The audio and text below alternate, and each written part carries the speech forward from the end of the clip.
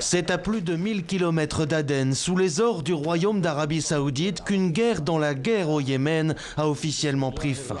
Mais dans ce palais de Riyad, l'accord concerne tout autant les signataires que leurs puissants soutiens respectifs. D'un côté, le représentant du gouvernement yéménite, reconnu par la communauté internationale et soutenu par l'Arabie Saoudite. Face à lui, le représentant du Conseil de transition du Sud, soutenu par les Émirats arabes unis.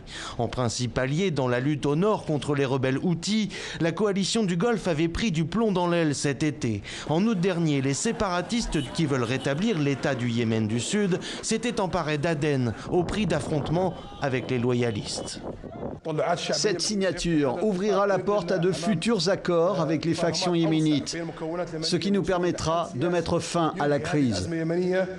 Selon plusieurs sources, l'accord prévoit un remaniement du gouvernement pour y faire entrer des représentants du Conseil de transition du Sud, l'intégration de dizaines de milliers de combattants séparatistes dans les rangs loyalistes et le retour du gouvernement à Aden.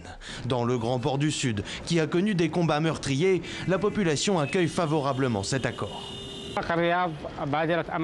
L'accord de Riyad est une étape positive. Nous espérons que cela mènera à une paix complète et durable. Cet accord répond à de nombreux intérêts, ceux du Sud, tout comme ceux de la population yéménite.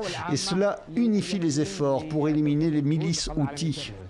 Si les divisions au sein de la coalition menée par Riyad semblent dépassées, au Yémen, le jeu des alliances et des influences a depuis longtemps transformé le conflit entre les houthis et le gouvernement en une guerre de tous contre tous, dans laquelle la signature de cet accord au Sud paraît bien dérisoire.